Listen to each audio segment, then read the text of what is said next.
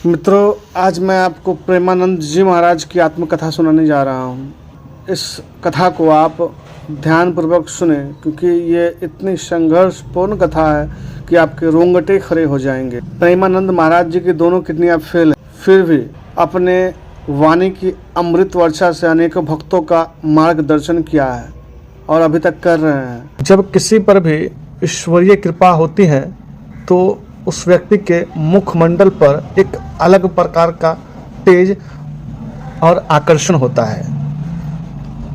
महाराज जी की वाणी में भी इतनी आकर्षण है, जो इसे एक बार सुन ले वो इनके भक्त और भगवत प्रेमी बन जाते हैं। महाराज जी के वाणी रूपी अमृत वर्षा से बड़े बड़े सुपरस्टार भी अत्यधिक प्रभावित है।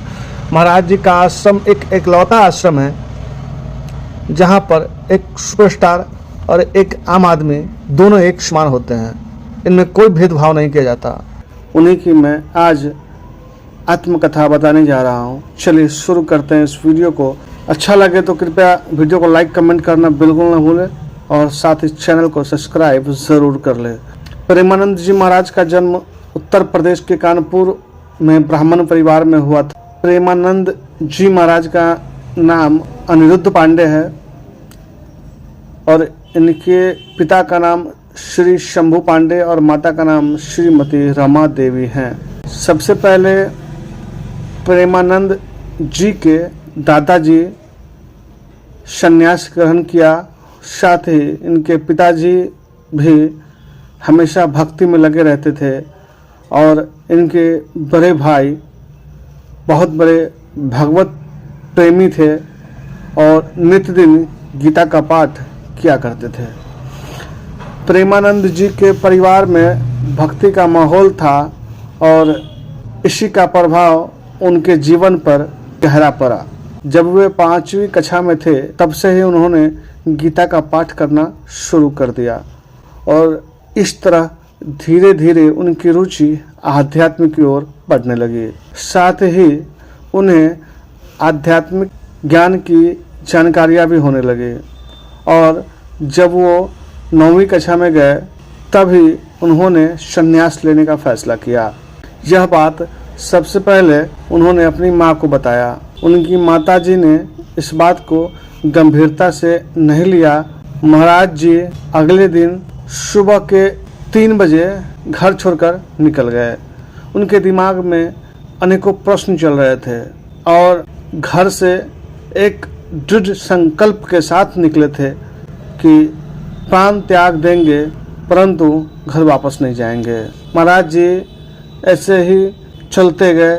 लगभग 15 किलोमीटर चलने के बाद एक शिव मंदिर दिखा। महाराज जी तो थक गए थे। तब उस शिव मंदिर में महाराज जी ने थोड़ा देर विश्राम किया। उस विश्राम करने के दौरान महाराज जी को भूख लगी। जैसे ही भूख लगी तो महाराज जी को सबसे पहले घर का ध्यान आया और उनकी माताजी का ध्यान आया, क्योंकि घर पे होते तो माताजी अपने हाथों से खिलाती, पर यहाँ तो ऐसा कुछ नहीं था। फिर महाराज जी ने सब भगवान पे छोड़ दिए। तभी वहाँ पर एक आदमी किसी सूरदास को खोजते हुए आया। वह सूरदास वहीं रहा करता था जहाँ पर तत्काल महाराज जी विश्राम कर रहे थे। तब वह आदमी महाराज जी के पास पहुंचकर उस सूरदास के बारे में पूछा तो महाराज जी ने कहा कि मैंने नहीं देखा। तब वह आदमी एक कमंडल दिया महाराज जी को और उसमें दही भरा हुआ था और कहा कि ये मैं सूरदास के लिए लाया था, परंतु यहाँ नहीं है, इसलिए तुम इसे खा लो। महाराज जी ने मना कर दिया। तो वो आदमी कहता है कि मैं इसे वापस घर नहीं ले जा सकता, कृपया तुम इसे ग्रहण कर लो। तब महाराज जी ने उस दही का पान किया और जैसे ही उस दही का पान किया उनको एक बात दिमाग में आई कि अभी अभी मैंने तो मुझे भूख लगी है, इस चीज ये इच्छा जाहिर की है और भगवान मुझसे इतना प्रेम करते हैं कि इच्छा होते ही मेरे भूख प्रभु ने मिटा दिए। तब महाराज जी ने वहीं पर जो शिवलिंग थी उसे पकड़कर रोने लगे। उसके बाद महाराज जी वाराणसी आ गए और वहाँ अपना जीवन बिताने लगे। सन्यासी जीवन के दिनचर्या में वे प्रतिदिन 3 बार गंगा स्नान करते थे और तुलसी घाट पर भगवान शिव और माता गंगा का ध्यान व पूजन किया करते थे। वे दिन में केवल एक बार ही भोजन करते थे। प्रेमानंद जी महाराज भिक्षा मांगने के स्थान पर भोजन प्राप्ति की इच्छा से 10 से 15 मिनट तक भिक्षुक की लाइन में बैठते थे। इतने समय में ही अगर कोई आकर भोजन दे देता तो उसे ग्रहण करते, अन्यथा सिर्फ गंगा जल पीकर ही वो रह जाते। सन्यासी जीवन की दिनचर्या में प्रेमानंद महाराज जी ने कई दिन भूखे रहकर बिताया। ऐसे में किसी को वह रोटी खाता हुआ भी देखता तो उसे बड़ा नसीब वाला समझते थे, क्योंकि महाराज जी को वो भी नहीं मिलता था। सिर्फ पानी पीकर ही अपना तप करना वाकई में कोई साधारण बात नहीं होती। महाराज जी का नित्य दिन यही दिनचर्या था। गंगा स्नान, तुलसी घाट पर महादेव और माता गंगा का ध्यान। तभी एक अपरिचित साधु आया और कहा, महात्मा, काशी में धार्मिक आयोजन का प्रबंध किया गया है, जिसमें दिन में श्री चैतन्य लीला एवं रात में रास लीला का आयोजन किया गया है। चलो महात्मा, हम दोनों रास लीला का दर्शन करके आते हैं। तो महाराज जी ने कहा, मुझे आवश्यकता नहीं है, आप जाओ। तो वह अपरिचित साधु ने महात्मा जी से कहा कि वृंदावन से कलाकार आ रहे हैं और यह लीला पूरे 1 महीने तक चलेगी। चलो महात्मा, दर्शन करके आते हैं। अपरिचित साधु के बार बार कहने पर महाराज जी महादेव की इच्छा समझकर तैयार हो जाते हैं। फिर दोनों महात्मा पहुंचे काशी। दिन का समय था और चैतन्य लीला का आरंभ हो चुका था। महाराज जी को ये लीला इतना अच्छा लगा कि शाम होने से पहले ही अपना स्थान पकड़ लिया और रात भर बड़े ही आनंद से रास लीला का आनंद उठाया। महाराज जी चैतन्य लीला और रास लीला से इतने प्रभावित हुए कि 1 महीने तक महाराज जी का यही नियम बन गया, दिन में चैतन्य लीला और रात में रास लीला देखना। महाराज ने बड़े ही उत्सुकता से चैतन्य लीला और रास लीला का आनंद उठाया। महाराज जी इस रास लीला को भले ही मंच पर देखा हो, परंतु महाराज के मन में ये सारी कथाएं इस तरह अपना छाप छोड़ चुकी थी, मानो उनके आंखों के समक्ष ये सारी कथाएं घटी हो। इस रास लीला के बाद महाराज जी का कृष्ण प्रेम चरम सीमा पर पहुंच चुका था और अब दिन आ गया था रास लीला के समापन का, जिससे महाराज जी अत्यधिक बेचैन हो चुके थे। उनको समझ में नहीं आ रहा था आखिर मैं अब करूं तो क्या करूं। फिर महाराज बनारस वापस आ गए और अपने पुराने दिनचर्या के अनुसार अपनी साधना करने लगे। बस इन सब में एक नई बात जुड़ चुकी थी कि मुझे वृंदावन जाना है, मुझे वृंदावन जाना है। एक ललक सी लग गई थी महाराज को कि मुझे वृंदावन जाना है। फिर अगले दिन महाराज जी अपने नियमानुसार गंगा स्नान करके तुलसी घाट पर बैठे हुए थे। फिर अचानक युगल किशोर बाबा प्रसाद लेकर पहुंचे महाराज जी के पास और प्रसाद महाराज जी को दिया तो महाराज जी ने मना कर दिया। तब युगल किशोर बाबा ने कहा कि मैं भी बाबा जी ही हूँ, मैं कोई गृहस्थ नहीं हूँ। तब महाराज जी ने वो प्रसाद लिया और युगल किशोर बाबा ने महाराज जी को अपनी कुटिया में आने को कहा तो फिर महाराज जी ने मना कर दिया और फिर दोबारा कहने पर महाराज जी उनकी कुटिया में गए और युगल किशोर बाबा ने महाराज जी को अपने हाथों से दाल रोटी बनाकर पवाया, जिससे महाराज जी की भूख तो शांत हो गई, परंतु एक लालसा लगी थी कि मुझे वृंदावन जाना है, वो इनको बेचैन कर रही थी। तब महाराज जी ने युगल किशोर बाबा से कहा, क्या तुम मुझे वृंदावन पहुंचा सकते हो? तो मानो ऐसा लग रहा था कि जैसे युगल किशोर बाबा इस बात की प्रतीक्षा ही कर रहे हो कि कब मुझसे ये बाबा कहे और मैं इनको वृंदावन पहुंचा दूं। तो युगल किशोर बाबा ने झट से कह दिया कि हाँ बाबा, मैं आपको वृंदावन पहुंचा सकता हूं। फिर क्या था, अगले ही दिन महाराज जी को लेकर निकल पड़े चित्रकूट, क्योंकि उस समय डायरेक्ट बनारस से मथुरा के लिए कोई रेलगाड़ी नहीं थी, इसलिए चित्रकूट दोनों पहुंचे। चित्रकूट से जो रेलगाड़ी मथुरा जाने वाली थी उसमें युगल किशोर बाबा ने महाराज जी को बैठा दिया और वापस युगल किशोर बाबा बनारस आ गए। महाराज जी जब रेलगाड़ी में सफ़र कर रहे थे उसी समय उनकी मुलाकात 3-4 लोगों से होती है, जो व्यक्ति महाराज जी की बातों से अत्यधिक प्रभावित हुए। जब मथुरा स्टेशन पर रेलगाड़ी रुकी तो वो अपरिचित व्यक्ति महाराज जी से कहने लगा कि महाराज जी आप अकेले कहाँ जाओगे, आप मेरे साथ ही चलो। आज मैं जहाँ रुकूंगा आप वहीं विश्राम करना रात में, और कल मैं आपको वृंदावन पहुँचा दूंगा। महाराज जी ठहरे सीधे साधे, झट से महाराज जी ने हाँ कर दिया।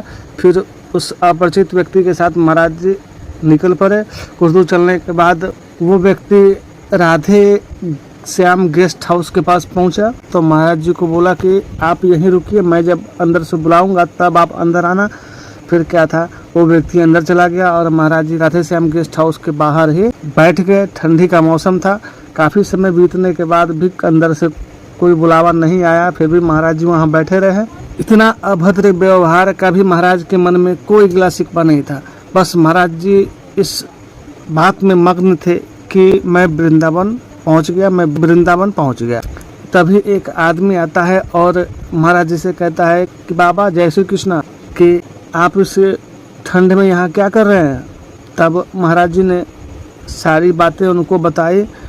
तब वो व्यक्ति महाराज जी को लेकर अपने घर चला गया।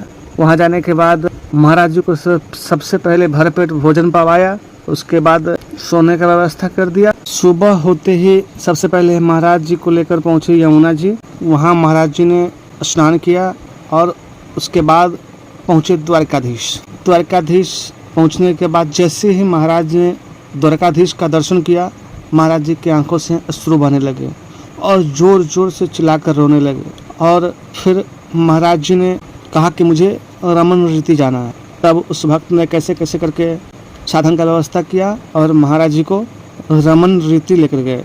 फिर वहाँ महाराज जी ने रमन रीति का परिक्रमा किया और वहीं पर महाराज जी की भेंट होती है संत श्री श्याम सखा जी से।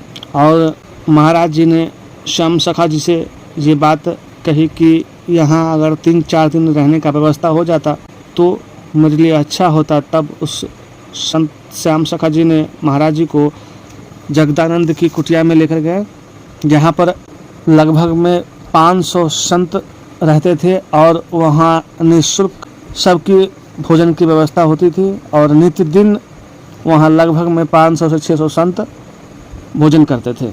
वहीं पर महाराज जी को लेकर संत श्री श्याम सखा जी पहुँचे और वहाँ पर महाराज जी कम से कम 3-4 दिन वहाँ पे रहे और महाराज जी ठहरे एकांतवासी। उनको लगा कि यहाँ पर तो भीड़ भाड़ काफ़ी ज़्यादा है, जिससे उनका एकांतवास प्रभावित हो रहा है। इसलिए महाराज बनारस वापस लौट गए। इस वृंदावन से बनारस की यात्रा में महाराज जी को एक अजीब सी बेचैनी महसूस होने लगी और ये बेचैनी बनारस पहुँचने के बाद भी बनी रही। महाराज जी ये सोच रहे थे कि ये बेचैनी यात्रा के कारण हो रही है, मगर माजरा तो कुछ और ही था। बनारस पहुंचने के बाद महाराज फिर से पुनः अपने नियमानुसार गंगा स्नान, तुलसी घाट पर ध्यान और एकांतवास में लग गए। इन सभी के बाद भी महाराज जी की बेचैनी कम होने का नाम नहीं ले रहे थे। फिर महाराज जी को यह ज्ञात हुआ कि ये बेचैनी तो वृंदावन छूट जाने के कारण शुरू हुई थी, तो खत्म कैसे होती। पुनः महाराज वृंदावन रमन रीति आ गए। तब जाकर महाराज जी की बेचैनी खत्म हुई।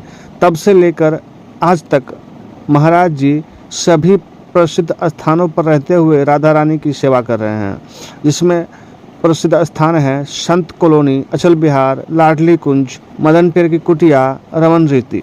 महाराज जी वृंदावन से आए तो वो पूरी तरीके से अपरिचित थे। उनका नित्य दिन का यह नियम था वृंदावन की परिक्रमा करना, बांके बिहारी जी का दर्शन करना। एक दिन महाराज बांके बिहारी का दर्शन कर रहे थे, तभी एक सखी पद गायन कर रही थी, जिससे महाराज जी इतने प्रभावित हुए कि उस सखी से महाराज जी उस पद का अर्थ पूछने लगे। तभी उस सखी ने महाराज जी को कहा कि अगर आप इसका अर्थ समझना चाहते हैं तो आपको श्री राधा वल्लभ संप्रदाय से जुड़ना चाहिए।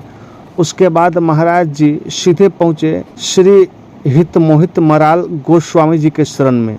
वहाँ हितमोहित मराल गोस्वामी जी से दीक्षा लिए और राधा वल्लभ संप्रदाय से जुड़ गए।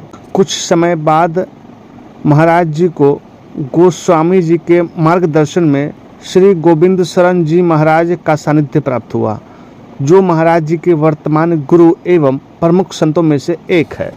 प्रेमानंद जी महाराज कहते हैं कि हम निकुंज की उपासना करते हैं, इसमें राधा रानी के चरण सबसे प्रमुख हैं। इस संप्रदाय में दासी भाव और सहचरी भाव की प्रधानता है। महाराज जी कहते हैं हम सब लाडली जू की दासी हैं और आठों पहर उनकी सेवकाई में लगे रहते हैं। हम ना तो भक्त हैं ना संत हैं, न हमारे ऊपर किसी धर्म ग्रंथ का शासन लागू होता है। हमारे ऊपर एक ही शासन लागू होता है, वो है वृंदावनेश्वरी का। हम अपने लाडली जू को दुलार करते हैं, प्यार करते हैं और भोग लगाते हैं। जो भोग लगाते हैं वही पाते हैं। महाराज जी वृंदावन में निवास करते हैं, वहाँ जाकर आप महाराज जी के दर्शन कर सकते हैं। अगर मन में कोई प्रश्न हो तो वो भी पूछ सकते हैं एकांतिक वार्तालाप के माध्यम से। एकांतिक वार्तालाप भक्तों के लिए ही बनाया गया है, जिससे भक्तों के मन में उठ रहे सवालों का सही और तर्कसंगत जवाब मिल सके। एकांतिक वार्तालाप पूरी तरीके से निःशुल्क है। इसमें पहले नामांकन कराना होता है, उसके बाद आप एकांतिक वार्तालाप में प्रवेश कर सकते हैं। यह प्रक्रिया पूरी तरीके से निःशुल्क है। अगर इसके बदले में पैसे की मांग किसी के द्वारा भी की जाती हो तो आप सीधे महाराज जी से इसकी शिकायत कर सकते हैं। महाराज जी कहते हैं जब मैं अपने शरीर का चेकअप कराने गया तो डॉक्टर ने कहा कि आपकी दोनों किडनियां आधे से ज़्यादा खराब है, आपके पास मात्र 3 से 4 साल तक का समय है। तब मैंने प्रभु की इच्छा समझकर इसे स्वीकार कर लिया। समय ऐसा था कि इलाज के लिए भी पैसे मेरे पास नहीं होते थे। मात्र 3 से 4 घर ही ऐसा था जहां से मुझे कुछ न कुछ मिल जाया करता था। तब जाके 1800 रुपये की दवा आती थी। मैं जिस आश्रम में भी जाता वहां से मुझे भगा दिया जाता था, इसलिए कि इनकी दोनों किडनियाँ ख़राब है, यहाँ रहेंगे तो इलाज कराना पड़ेगा और कहीं मर गए तो मुसीबत हो जाएगी। मैं ठंडी के मौसम में गेहूँ के बोरे को सिल कर ओढ़ कर सोता था। महाराज जी कहते हैं कि जब मैं खुद पर निर्भर था तो मुझे घर घर मांगना पड़ता था, और जब मैंने सब कुछ लाडली जू पर छोड़ दिया तो मेरा ध्यान स्वयं लाडली जू रखती हैं। उन्हीं की कृपा से ये सब संभव हो पाया है। आज हजारों भक्त ऐसे हैं जो मुझे किडनी देना चाहते हैं, मगर मुझे ये स्वीकार नहीं। किसी को कष्ट देकर कभी सुख प्राप्त नहीं हो सकता। अगर लाडली जू मुझे जिंदा रखना चाहती हैं तो मैं ऐसे ही जीवित रहूँगा, और जब लाडली जू अपने पास बुलाएंगी तो मैं उनके पास चला जाऊँगा। महाराज जी ये भी कहते हैं कि इस कलयुग में अगर इस जन्म मृत्यु के चक्र से बाहर निकलना है तो मात्र एक विकल्प है, वो है नाम जाप, जो आपके पूर्व जन्मों के सारे पाप पल भर में समाप्त कर देगा और इस जन्म मृत्यु के चक्र से आज़ाद कर देगा। इसलिए कहते हैं कि नाम जाप की महिमा अपरंपार है, और राधा राधा जपते रहिए।